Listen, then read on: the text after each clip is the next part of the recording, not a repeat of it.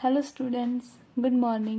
Today I will tell you about isomerism, that what is isomerism and what is their types. इसके बारे में बात करेंगे आज हम. आइसोमेरिज्म. आइसोमेरिज्म क्या होता है? बड़ी सिंपल सी ट्रिक है याद करने के लिए. आइसोमेरिज्म देख लेते हैं. जिनके पास ऑर्गेनिक कंपाउंड होते हैं बहुत ही कैरेक्टर के और एबिलिटी होती है आइसोमेरिज्म शो करने की, यानी कि जिन कंपाउंड के पास सेम मॉलिक्यूलर फॉर्मूला होता है but different chemical and physical properties होती हैं, उसे आइसोमेरिज्म कहते हैं. इस फिनोमिना को मतलब आइसोमेरिज्म कहते हैं. Which compound have, I mean to say, two or more compound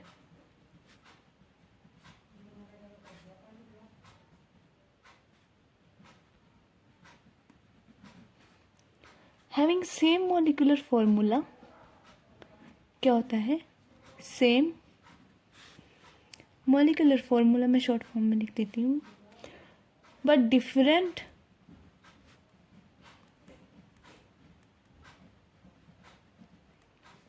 what different physical and chemical properties.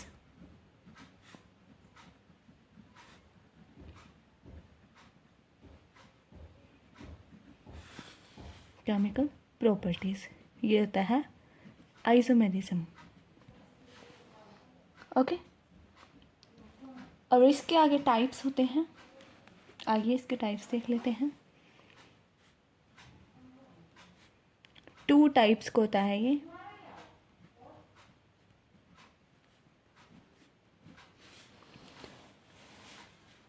One,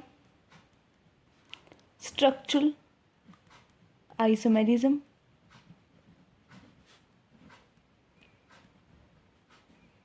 And second type is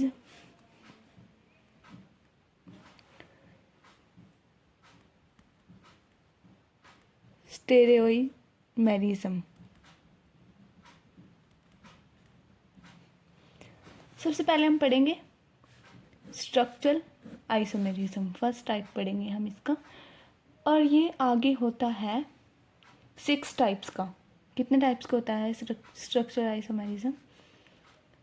6 types का होता है ये. और उसमें सबसे पहले आता है हमारे पास चेन और न्यूक्लियर आइसोमेरिज्म. चेन और न्यूक्लियर आइसोमेरिज्म.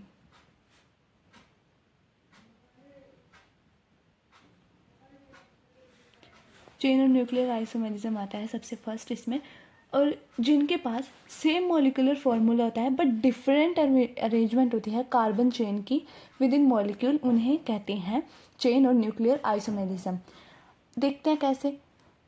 अब हमने ये याद कर लेना है कि अगर चेन आइसोमेरिज्म है हमारे पास, ठीक है, तो उसमें डिफरेंट चेन होगी हमारे पास, लेकिन मॉलिक्यूलर फॉर्मूला जो है वो रहेगा सेम. डिफरेंट क्या होगा? चेन. कार्बन की चेन होगी वो डिफरेंट होगी हमारे पास. इसकी डेफिनेशन हम देख लेते हैं. कंपाउंड्स हैविंग सेम, कंपाउंड्स के पास जो होता है सेम मॉलिक्यूलर फॉर्मूला होता है बट डिफरेंट अरेंजमेंट होती है. अरेंजमेंट किसकी होती है? Different arrangement of carbon chain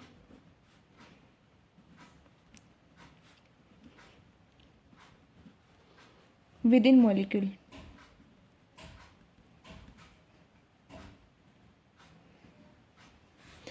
अब इसका हम कहते हैं चेन और न्यूक्लियर आइसोमेरिज्म. इसकी डेफिनेशन देख लीजिए एक बार. अब इसका एग्जांपल देख लेते हैं हम. आइए एग्जांपल देख लेते हैं इसका.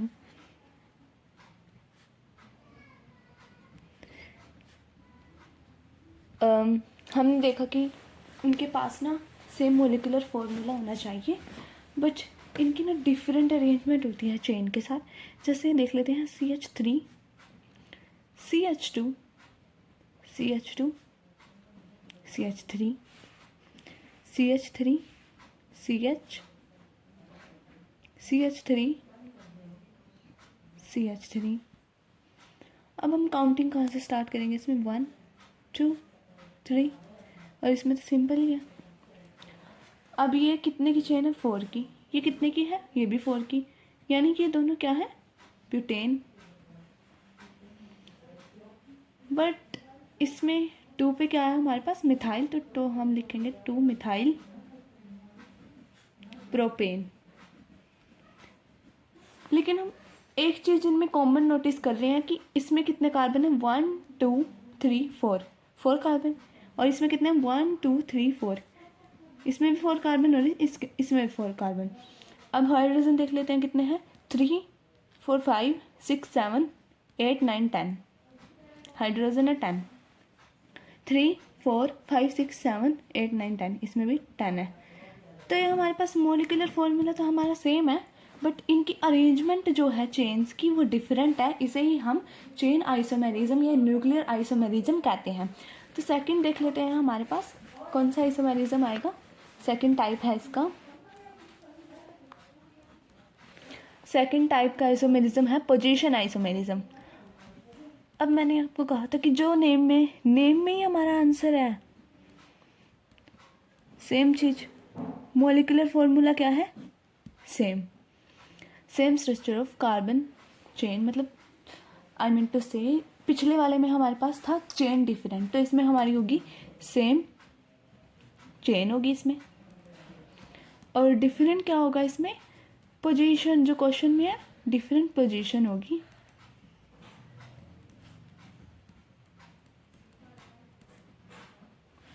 पोजीशन होगी मल्टीपल बॉन्ड की, यानी कि डबल और ट्रिपल बॉन्ड की, डबल एंड ट्रिपल बॉन्ड की जो होगी डिफरेंट हमारे पास पोजीशन होगी। ओके बच्चों, अब देख लेते हैं कैसे एग्जांपल देख लेते हैं हम इसका। मैं ले लेती हूँ ये वाला CH3 CH2 CH CH2 CH3 CH CH CH3। अब इसमें हम देख सकते हैं सेम चेन है, सीधी की सीधी, बट इसमें डिफरेंट क्या है? Double bond. डबल बॉन्ड इसमें डिफरेंट प्लेस पे है। अब इसमें देख लेते हैं फर्स्ट पे है और इसमें सेकंड पे है। तो हम देख सकते हैं कि इसमें सेकंड पे और इसमें फर्स्ट पे है, तो हमारे पास यहाँ पे सिर्फ डबल और ट्रिपल बॉन्ड डिफरेंट है, यानी कि इनकी पोजीशन डिफरेंट है। तो ये पोजीशन आइसोमेरिज्म हुआ हमारे पास। नेक्स्ट स्टूडेंट्स हमारे पास फंक्शनल आइसोमेरिज्म। कौन सा? Functional isomerism. और इसमें क्या है? सेम मॉलिक्यूलर फॉर्मूला है बट डिफरेंट फंक्शनल ग्रुप्स है हमारे पास, यानी कि क्वेश्चन में ये हमारे पास आंसर है। अब हमने पिछले में देखा था कि हमारे पास चेन सेम है और डिफरेंट क्या है? Position, double and triple bond की। अब इसमें देख लेते हैं फंक्शनल में मॉलिक्यूलर फॉर्मूला हमारे पास क्या रहेगा? सेम, बट डिफरेंट क्या रहेगा हमारे पास? Functional group.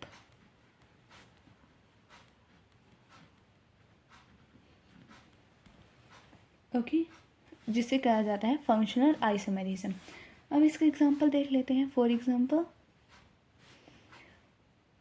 जैसे ये है CH3 CH2 OH, CH3 O CH3। अब इसमें हम फंक्शन चेंज कर सकते हैं अपना। अब इसमें क्या बना है? अल्कोहल से हमारे पास बना है, इसे क्या कहते हैं? ईथर। अल्कोहल से क्या चेंज हुआ हमारे पास? ईथर। तो ये फंक्शनल आइसोमेरिज्म हुआ। एक और एग्जांपल देख लेते हैं समझने के लिए। अब हम बनाएंगे कीटोन से बनेगा यहाँ पे हमारे पास एल्डिहाइड। हाउ? अब ये क्या है हमारे पास? CH3 CO CH3, और ये CH3 CH2 COH।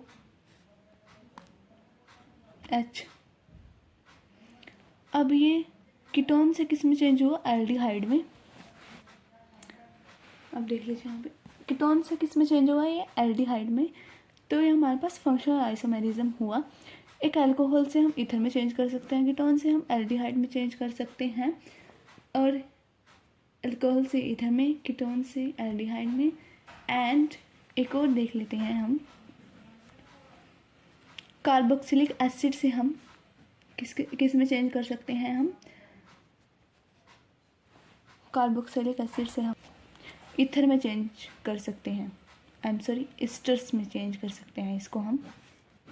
अब जैसे एग्जांपल के लिए देख लेते हैं, CH3 COOH। अब ईथर में क्या चाहिए होता है? C के साथ O और OCH3, COO चाहिए होता है। ये इसका जो होता है मतलब पहचान करने का साइन होता है, और इसमें COOH होता है। तो हम इससे कार्बोक्सिलिक एसिड से ईस्टर में चेंज हो गया। ये भी फंक्शनल आइसोमेरिज्म हुआ हमारे पास। एक और एग्जांपल देख लेते हैं, 1 डिग्री एमाइन को हम चेंज कर सकते हैं 2 डिग्री एमाइंस में, और देन 3 डिग्री एमाइंस में। हाउ? कैसी? अब जो 1 डिग्री एमाइन में होता है, कार्बन जो होता है सिर्फ एक टू से नाइट्रोजन जो होता है एक कार्बन से अटैच होता है, और इसके साथ H2 होता है। अब हम 2 डिग्री एमाइंस में कैसे चेंज कर सकते हैं? हम इसमें H होता है NH, एक H चला जाता है, और इसमें 2 कार्बन से डायरेक्टली अटैच होता है।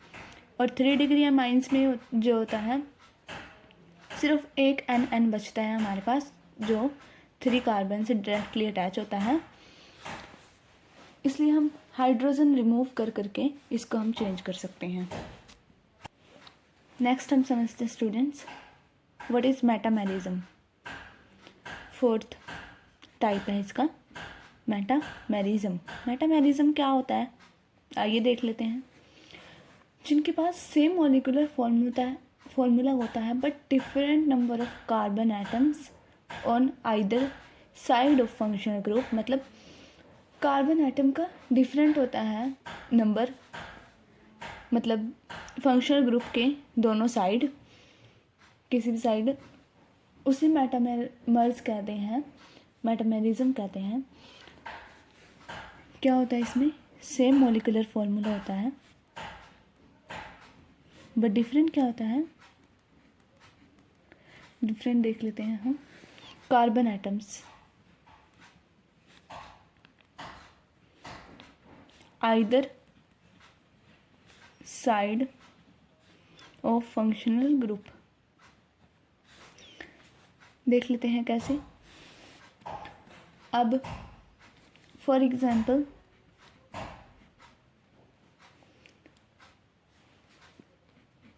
फर्स्ट क्या है इसका, जैसे हम देख लेते हैं CH3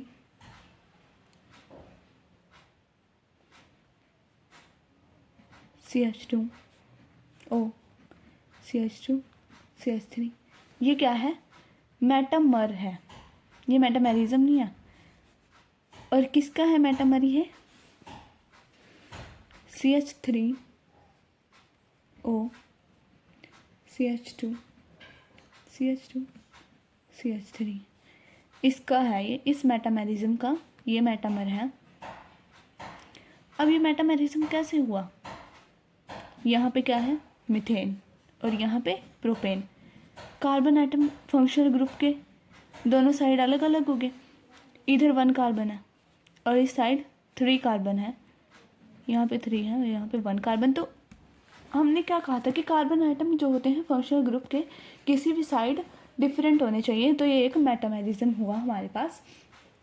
और इसको हम और कैसे लिख सकते हैं? इसको हम और देख लेते हैं, CH3 O CH CH3 CH3, हम इसको ऐसे भी लिख सकते हैं एंड ये हमारे पास हुआ मेटामेरिज्म। एक और चीज़, हम जो मेटामेरिज्म होते हैं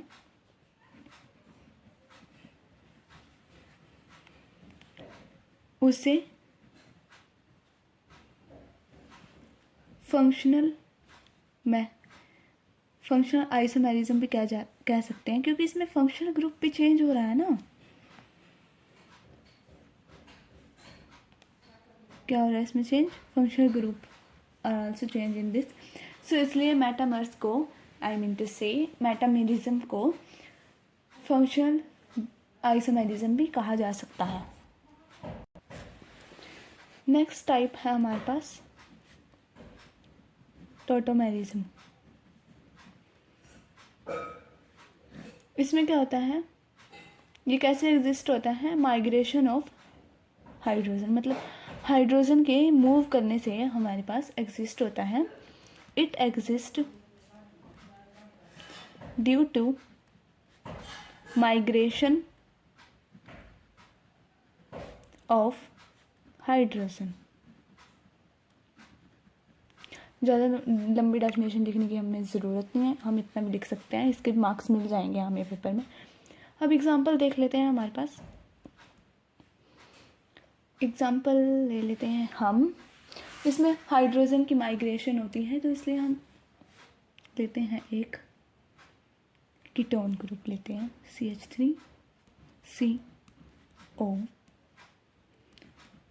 CH3। ओके, अब इसमें देख लेते हैं हम, जो हाइड्रोजन है इसके पास 3 हाइड्रोजन है, तो इसमें एक O को दे देगा तो क्या जाएगा इसका। अब O ज़्यादा इलेक्ट्रोनेगेटिव है। इलेक्ट्रोनेगेटिव जो होता है ऑफकोर्स किसी भी हाइड्रोजन को अपनी तरफ खींचेगा, तो ज़्यादा इलेक्ट्रोनेगेटिव होता है वो हाइड्रोजन को अपनी तरफ खींचता है। अब इसके पास कितने अल्फा हाइड्रोजन है? ये इसके पास टोटल है 6 अल्फा हाइड्रोजन है इसके पास। तो इसमें क्या है, C के साथ O है, CH3 है, तो ये इधर से भी ले सकता है अपने, और इधर से भी हाइड्रोजन ले सकता है, और ये माइग्रेशन कर सकता है किसकी? हाइड्रोजन की।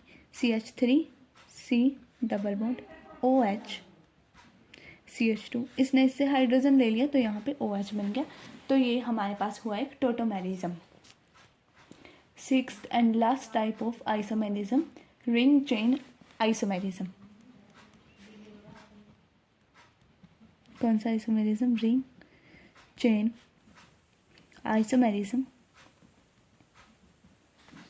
इनमें सेम मॉलिक्यूलर फॉर्मूला होता है, बट डिफरेंट क्या होता है ये, मतलब ये क्या पोजेस करते हैं? ओपन चेन और साइकिल यानी क्लोज चेन।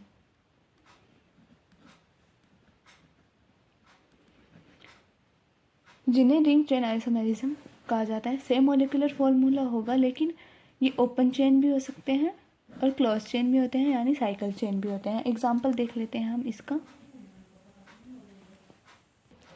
आइए देख लेते हैं। अब C3H6, इसको हम कैसे रिप्रेजेंट कर सकते हैं ओपन चेन में और क्लोज चेन में? ऑफकोर्स हम इसको दोनों टाइप्स में रिप्रेजेंट कर सकते हैं। अब देख लेते हैं ओपन चेन में CH3CH CH2, ये ओपन होगी। जैसे कि मैंने बताया, साइकिल में हर एक के पास कार्बन होता है,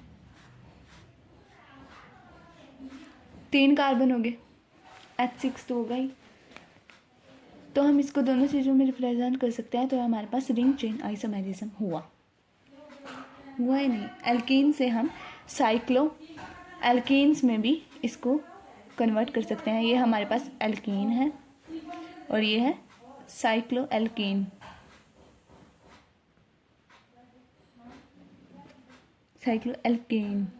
सॉरी। अब एल्काइंस और साइक्लोएल्काइंस में देख लेते हैं। एल्काइन,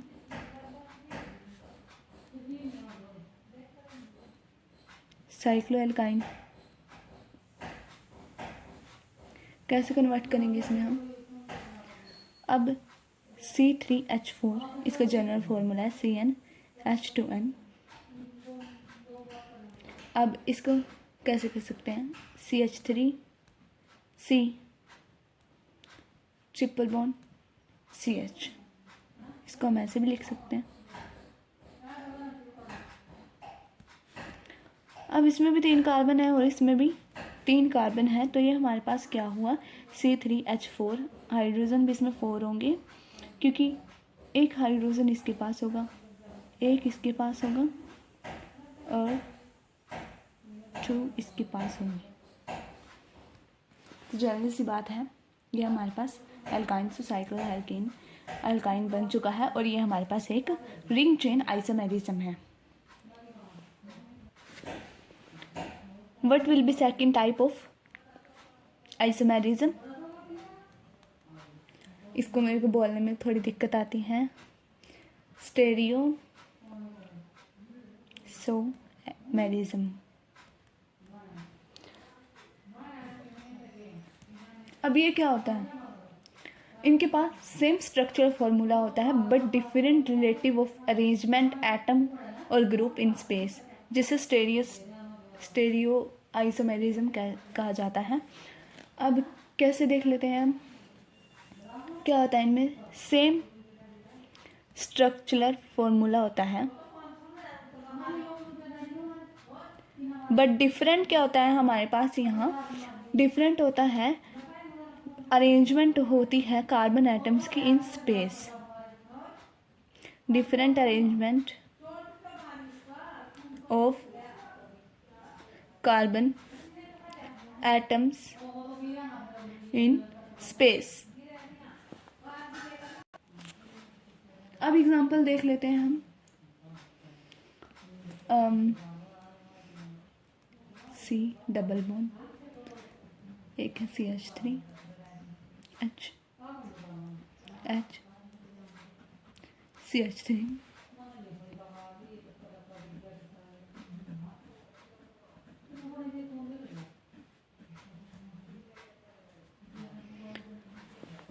स्टूडेंट्स ये क्या है?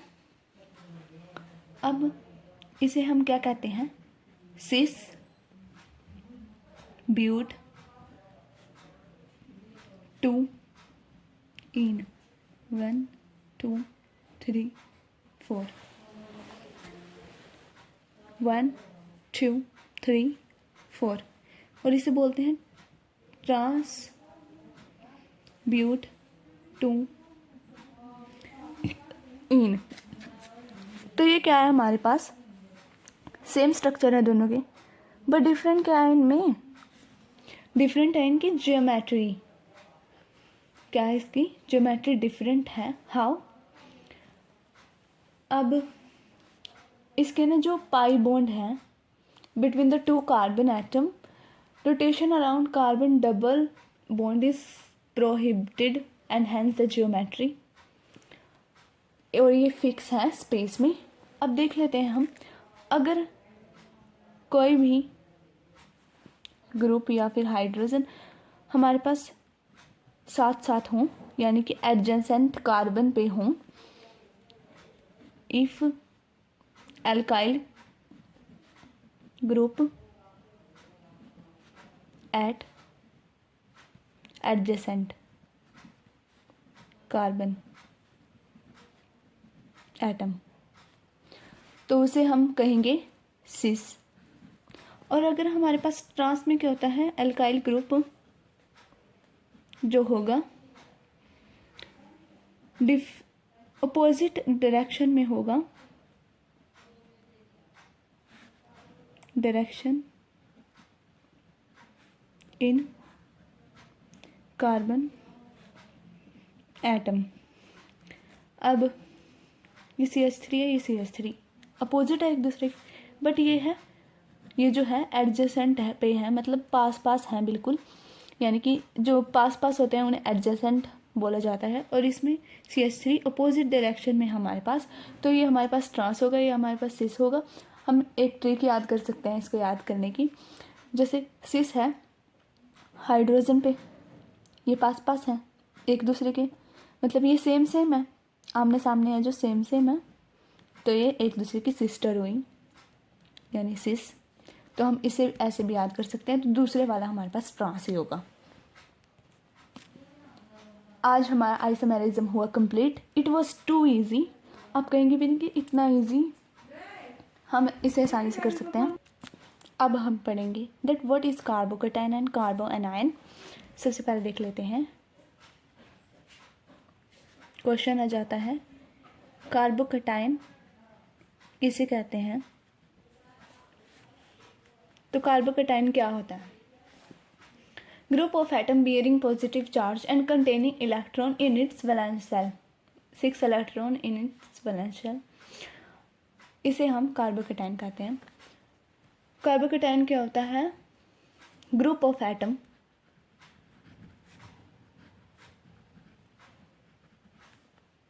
बियर करता है जो पॉजिटिव चार्ज और कंटेन करता है 6 electrons in its valence shell. आपको पता ही है क्या होता है? इसे हम कार्बोकैटायन कह देते हैं। अब एग्जांपल देख लेते हैं हम इसका। ये है जैसे CH Br, CH अब इसने कार्बन ने क्या किया? ये इलेक्ट्रोनेगेटिव है, ब्रोमीन है हमारे पास, इलेक्ट्रोनेगेटिव ग्रुप 70 का है, जिसमें फ्लोरीन क्लोरीन ब्रोमीन होते हैं, जिसमें इलेक्ट्रोनेगेटिव हमारे पास कंपाउंड आते हैं, यानी हम कह सकते हैं एलिमेंट्स। और इसने क्या किया? इससे एक इलेक्ट्रॉन खींच लिया। इसको जो इलेक्ट्रोनेगेटिव होता है इलेक्ट्रॉन्स को अपनी तरफ अट्रैक्ट करता है, और इसने एक इलेक्ट्रॉन इसे अट्रैक्ट कर लिया, तो इस पर हमारे पास आ जाएगा पॉजिटिव साइन। क्या आ जाएगा? Positive sign. और जिसने ले लिया उस पर आ जाएगा नेगेटिव। तो इसमें कार्बन ने पॉजिटिव साइन बियर कर दिया, और इसकी वैलेंस शेल में रह गए 6 इलेक्ट्रॉन। एक बॉन्ड में कितने इलेक्ट्रॉन होते हैं? 2, 1 2 3 4 5 6। इसके वैलेंस शेल में रह गए 6 इलेक्ट्रॉन। तो ये हमारे पास क्या हुआ? कार्बोकैटायन। अब इनकी स्टेबिलिटी का ऑर्डर देखेंगे हम। Stability of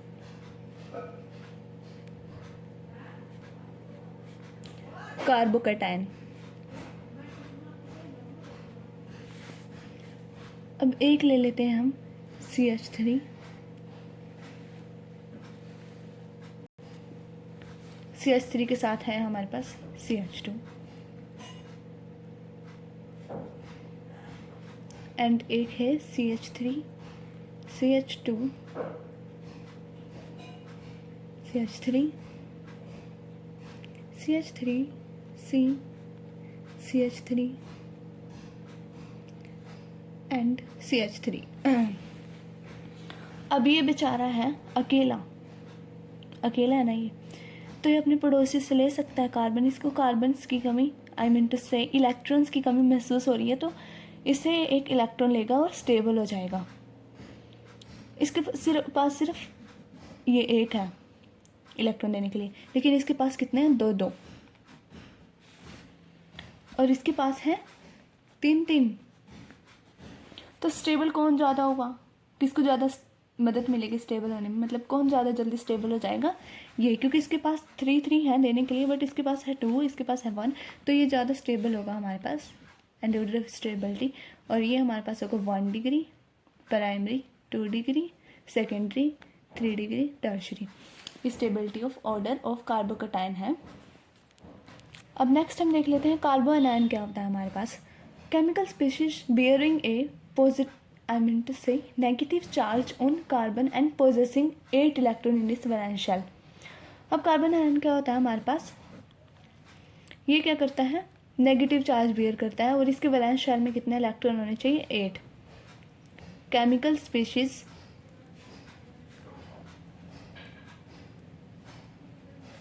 bearing a negative charge and containing 8 electrons in its valence shell. अब देख लेते हैं कैसे. अब हमारे पास हुआ OH negative plus H CH2 CHO.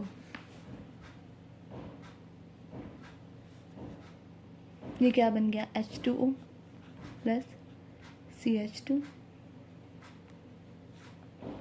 Plus इसके साथ है CHO. अब देख लेते हैं, इसका एग्जांपल है एक. OH नेगेटिव था, अब इसमें क्या हुआ, जो OH ने है हाइड्रोजन अपनी तरफ खींच लिया. OH नेगेटिव है, इसने हाइड्रोजन अपनी तरफ खींच लिया और H2O बन गया एंड ये सब होगा एज इट इज़. बट इसने अपना एक बॉन्ड दिया ना, तो इस सही इसमें ये प्लस हुआ तो बॉन्ड तो इसका यही रहेगा, तो इसके लिए हमारे पास लगेंगे 2 इलेक्ट्रॉन्स. तो नेगेटिव चार्ज आ जाएगा क्योंकि इसने अपना हाइड्रोजन दिया, तो इस पर नेगेटिव चार्ज नहीं, क्योंकि इसमें हाइड्रोजन प्लस हो गया तो इस पर नेगेटिव ही रहेगा क्योंकि इसमें H2O प्लस हुआ. तो ये नेगेटिव चार्ज बियर कर रहा है और इसके वैलेंस शेल में कितने इलेक्ट्रॉन होने चाहिए, 8. 1 2 हाइड्रोजन 2 है तो बॉन्ड कैसे बनाएगा हाइड्रोजन इसके पास ऐसे, और एक बॉन्ड के पास कितने इलेक्ट्रॉन होते हैं, 2. 1 2 3 4 5 6 और एक यहाँ पे बनेगा 7 8 इलेक्ट्रॉन वैलेंस शेल में. अब देख लेते हैं इलेक्ट्रोफाइल क्या होता है. इलेक्ट्रोफाइल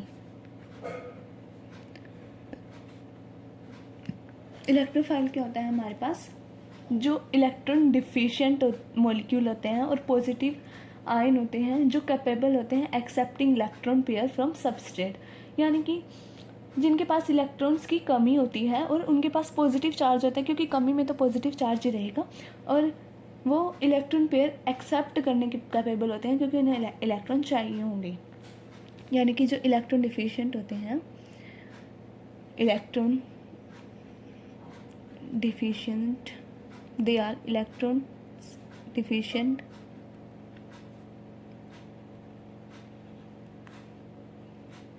मॉलिक्यूल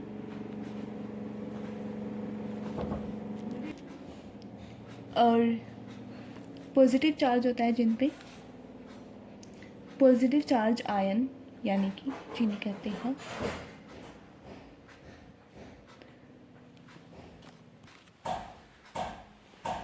और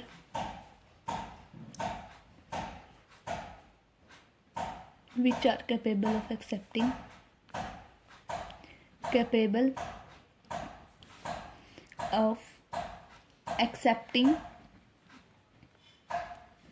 electron pair from substrate. Substrate क्या होगा, नेबर वालों को, जो भी उसका कार्बन एटम.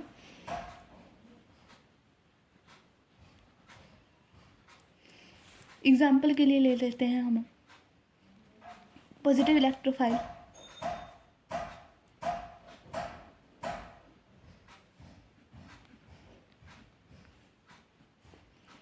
क्या होते हैं, H positive, Cl positive, Br positive, CH3 positive, H3O positive and NO2 positive. That's right.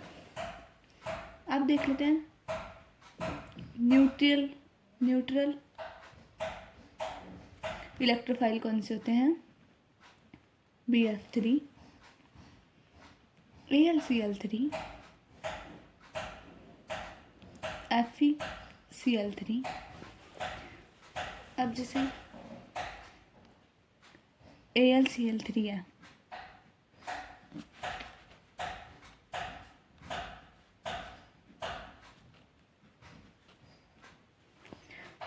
इसमें Cl पॉजिटिव होगा हमारे पास, ये फिर Al होगा,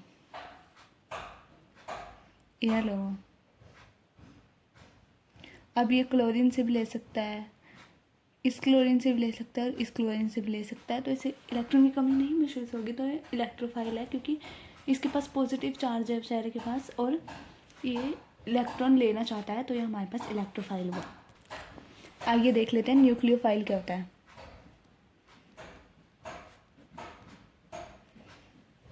न्यूक्लियोफाइल क्या होते हैं? इलेक्ट्रॉन रिच होते हैं स्पीशीज, इलेक्ट्रॉन रिच होते हैं ये, दे आर रिच होते हैं स्पीशीज में, और इनके पास वन लोन पेयर तो होता ही है जो कैपेबल होते हैं डोनेट करने के लिए, at least one lone pair of electrons which are capable of donating electron, capable of donating an electron pair to deficient center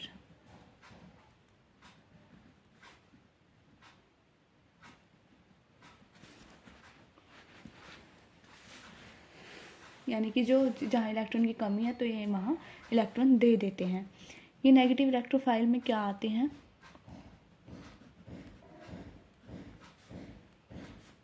H negative, Cl negative, Br negative, CH3 negative, Cn negative, OH negative. और neutral में क्या आते हैं? H2O, NH3, ROR, ROH, right. अब हम देख लेते हैं, O है, इसके पास 2H है, H2O है जो वाटर है। अब ये नेगेटिव है इसके पास, मतलब ये देना चाहता है अपने, यहाँ बॉन्ड बना सकता है, यहाँ बॉन्ड बना सकता है, तो ये इलेक्ट्रॉन्स की जो कमी है उसको पूरा करता है जो न्यूक्लियोफाइल होता है। अब डिफरेंस देख लेते हैं, difference between homolytic and heterolytic. ये सीधा क्वेश्चन आ जाता है, होमोलाइटिक क्या होता है या हेट्रोलाइटिक क्या होता है। अब ये क्या होते हैं? होमोलाइटिक जो होता है कोवेलेंट ब्रेक सिमेट्रिकली, होमोलाइटिक में जो होता है बॉन्ड बनता है सिमेट्रिकली बनता है, लेकिन हेट्रोलाइटिक में अनसिमेट्रिकली बनता है हमारे पास बॉन्ड। कैसे देख लेते हैं। In this case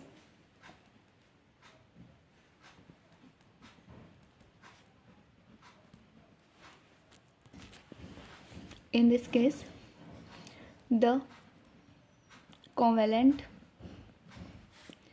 bond break symmetrically.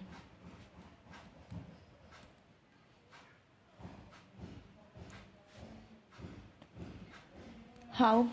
Example देख लेते हैं इसका एक। अब Cl है और Cl है, इसके पास ऐसे इलेक्ट्रॉन है, तो ये एक इसको देगा और एक इसको एंड बॉन्ड बना लेगा। इसमें सिमेट्रिकली हुआ, मतलब बराबर बराबर आए दोनों के पास। लेकिन इस केस में क्या होता है, जो कोवलेंट बॉन्ड टूटता है वो अनसिमेट्रिकली टूटता है। कैसे टूटता है? अनसिमेट्रिकली। अब इसका एग्जांपल देख लेते हैं हम।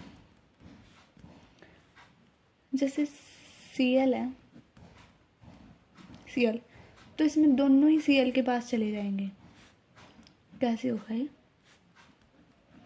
अनसिमेट्रिकली हुआ, क्योंकि इसके पास से चले गए, एक के पास से चले गए, तो ये सिमेट्रिकली कैसे हुआ? अगर सिमेट्रिकली हम देखते तो दोनों के पास बराबर होने चाहिए, बट ये अनसिमेट्रिकल होता है। और इसमें ऑब्टेन करते हैं 1 electron from shared pair. Homolytic में क्या होता है? Each species retain 1 electron from shared pair. और इसमें क्या होता है?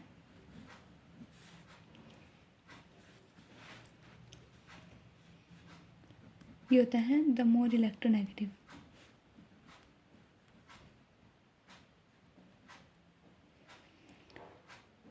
एटम होता है जो रिटेन करता है शेयर्ड पेयर को, मतलब शेयर्ड पेयर बनाता है अपना इलेक्ट्रॉन दे के। इसमें लेते हैं और इसमें देते हैं इलेक्ट्रॉन शेयर्ड पेयर को।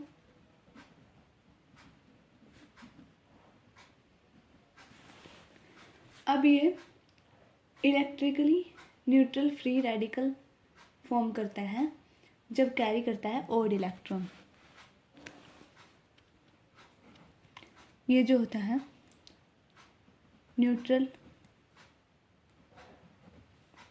फ्री रेडिकल फॉर्म करता है जिसमें कैरी करते हैं ये ओड इलेक्ट्रॉन। बट ये इलेक्ट्रिकली चार्ज आयन होता है, इसमें चार्ज बनता है आयन।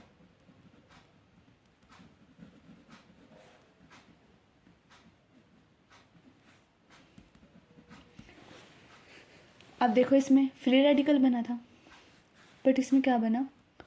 इसके पास पॉजिटिव आ गया क्योंकि इसने इलेक्ट्रॉन दे दिया। और इसमें क्या बना? आयन बन गया है एक, और इसमें बने फ्री रेडिकल। ओके स्टूडेंट्स, आज का लेक्चर हमारा होता है ख़त्म।